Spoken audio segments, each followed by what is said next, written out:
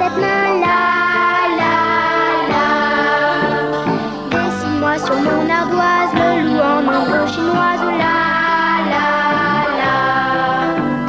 Tape, tip, tape dans tes mains, tape, tip, tape magicien, tape, tip, tape dans tes mains, ouvre de perlimpinpin.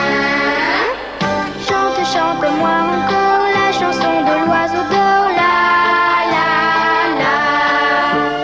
Le vaillant petit tailleur, le joueur de flûte enchanteur, la. Tape, tip, tape dans tes mains, tape, tip, tape magicien, tape, tip, tape dans tes mains, ouvre de perlimpinpin.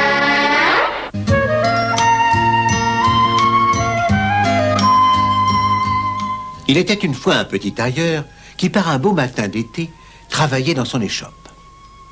Il y allait gaiement car il était de fort bonne humeur, quand soudain, il entendit dans la pièce des mouches bourdonner.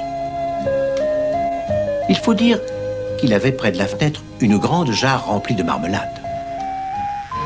Et c'était une bien grande convoitise pour de pauvres mouches. Hé, allez-vous-en! Qui vous a invité? Dit le petit tailleur très fâché qu'on s'en prit à sa chère confiture. Mais les mouches de continuer imperturbablement leur manège.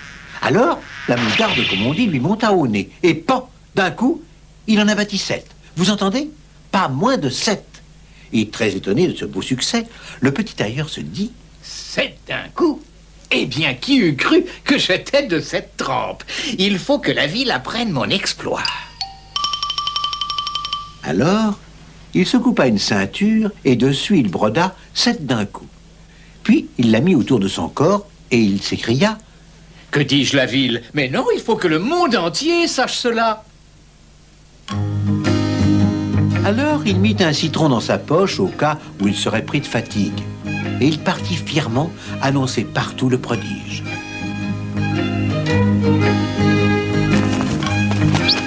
Plus tard, à l'entrée d'un village, il découvrit un petit oiseau blessé. Pauvre petit, attends, je vais te garder dans ma poche jusqu'à ce que tu sois guéri. Or, il vint à passer par une ville, et les bonnes gens, en voyant sa ceinture, de s'écrier... 7 d'un coup. Il a tué 7 géants d'un coup. En voilà un brave homme. Car il faut dire que dans cette ville, on craignait beaucoup les géants. Voici qu'un énorme géant vint à lui et lui dit... Il paraît que tu es très fort, à ce qu'on dit. Mais je ne le crois pas. Peux-tu te mesurer avec moi? Et pourquoi pas? lui répondit le petit tailleur. Alors le géant prit une pierre. Et il la pressa tellement qu'elle se brisa en 1000 morceaux. Eh bien, à toi, maintenant. Rien de plus facile? lui répondit le tailleur qui ne doutait de rien. Alors, il fit mine de ramasser une pierre, mais en vérité, c'était son citron qu'il serrait dans sa main. Et il serra si fort que du jus en sortit. Tu vois? Dit-il au géant. Moi, ma pierre, il n'en reste plus rien. Ah oui? Eh bien, que dis-tu de cela? Essaie d'en faire autant. Et il prit une pierre et la lança haut, mais si haut qu'on pouvait à peine la suivre des yeux. Oh, c'est encore un jeune enfant, dit le petit tailleur. Et il fit mine de ramasser une pierre, alors qu'en vérité, il avait pris l'oiseau qui était dans sa poche. Et hop! L'oiseau s'envola à tire-d'aile et ne revint plus. Alors, qu'est-ce que tu dis de ça, mon ami? Au moins, ma pierre à moi, elle n'est pas retombée. Et le géant, tout déconfit, dut bien avouer qu'il était battu. Le roi Argent entendit parler de cet exploit, et il fit chercher le vaillant petit tailleur. Et quand il fut enfin devant lui, il lui dit... On m'a dit que tu étais si fort que tu en as tué 7 d'un coup. Oui, en effet, votre majesté. Répondit le petit tailleur qui pensait à ses mouches. Alors, je te fais l'offre que voilà. Dans une forêt du royaume vivent 2 géants qui provoquent de terribles ravages. Veux-tu m'en débarrasser? C'est-à-dire que je ne sais... Oh, et puis après tout, puisque je peux en tuer 7 d'un coup, j'arriverai bien à mater 2 géants. Répondit finalement l'orgueilleux. Alors il se mit en route. Et quand il arriva à l'orée du bois, les arbres étaient tout secoués par les ronflements des 2 énormes géants.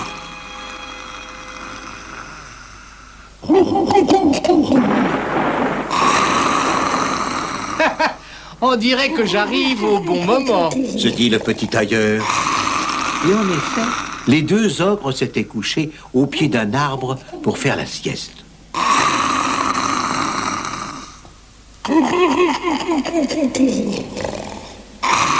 Voyons, comment vais-je faire? Se demanda le tailleur. Et il réfléchit longtemps, longtemps, très longtemps.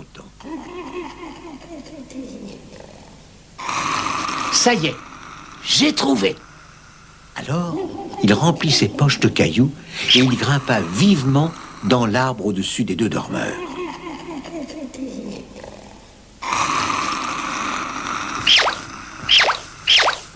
Puis il se laissa glisser le long d'une branche juste au-dessus d'eux. Et il jeta un caillou sur la tête d'un des 2 géants. Le malheureux se réveilla en se tenant la tête. Non mais tu es fou. Pourquoi tu m'as attrapé? Dit-il à son collègue fou furieux. Mais je ne t'ai pas touché, je dormais. Et c'était vrai. Ah oui, eh bien ne recommence pas. Et de se rendormir benoîtement.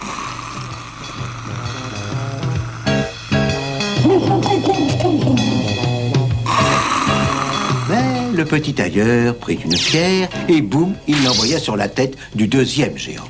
Ouille. Hurla le méchant ogre. Oh, tu cherches la bagarre? Eh bien, tu vas la voir. Et il se mit à taper sur la tête de l'endormi. Non mais qu'est-ce qui te prend? Œil pour œil, dent pour dent. Ah oui, eh bien attends un peu. Je vais t'apprendre les belles manières, moi. Et les 2 géants se querellèrent si bien qu'ils en arrivèrent aux mains. Oh, quelle belle bagarre que celle-là, mes amis. Tout y passait. Les coups, les tricheries, les traîtrises. On peut dire que c'était des méchants, ces 2-là. Quant au petit tailleur, bien accroché à sa branche, pour ne pas tomber, il ne perdit pas une miette de ce fabuleux combat. Les 2 forcenés en arrachèrent les arbres. Ils se tapèrent dessus tant et si bien qu'à la fin, ils s'assommèrent tous les 2 en même temps. C'en était fini de ces brutes. Les 2 benets s'étaient eux-mêmes rendus enfin justice.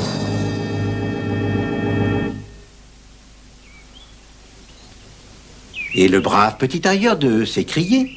Heureusement qu'ils n'ont pas arraché l'arbre sur lequel j'étais perché. Enfin, l'ouvrage est fait. C'est là le principal. Et tout fier de son exploit, il sortit des bois. Ça y est, braves gens, c'est fait. Je vous ai débarrassé des 2 géants. Cria-t-il à la foule qui attendait prudemment à l'écart qu'il ait accompli sa tâche. Et le petit tailleur se mit à raconter avec force détail comment il avait triomphé des monstres. Que voulez-vous aussi? Quand on en a tué 7 d'un coup, comme moi, c'est vraiment un jeu d'enfant. Et les gens de croire pour de bon qu'il parlait des géants.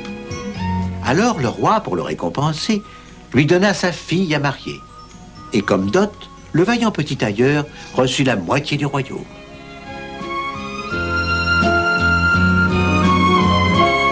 Et il paraît qu'il fut un très grand roi.